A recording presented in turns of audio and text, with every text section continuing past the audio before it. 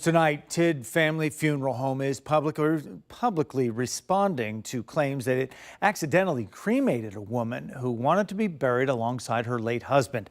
A lawsuit filed last month by her children accuses the funeral home of negligence and claims the family suffered serious emotional distress after their mother's final wishes were not followed. Now, the funeral home admits the mistake happened, but disputes the money now being sought in court. And 10 TV's Libby Cathy is in Hilliard tonight with what both sides are saying about this. Libby. Jeff, both parties here agree that Nancy Anders was mistakenly cremated despite plans for burial. Now, where they disagree is on what accountability should look like now. For Nancy Anders, funeral plans weren't left to chance. According to a lawsuit filed last month by her children, Anders had meticulously made arrangements to be buried with her late husband of 63 years. The complaint says her wishes were detailed down to positioning and clothing, and that cremation was never an option, being against her beliefs.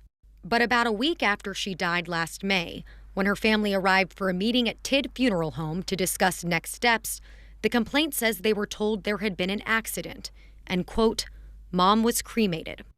It's a terrible mistake, one that we're sorry for every day. Ryan Stubenrausch, a spokesperson for the funeral home, explains they have multiple safeguards in place, but this employee was interrupted. It's something he was doing, and he was halfway through one of the checks, and then he forgot to do the second check. So he mistakenly grabbed the wrong remains. He says that employee was fired. We called the board that oversees funeral directors here in Ohio and told them what happened.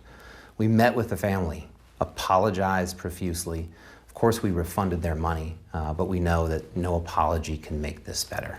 While the funeral home says the request to bury Anders with her late husband came through an independent salesman and not something it would normally agree to, the family's lawsuit argues the plans were well documented. Now, the funeral home says attorneys for Anders' family asked for $7 million before filing the lawsuit. In a statement last week, owner Rick Tidd called the cremation a terrible mistake, but said $7 million isn't about making things right.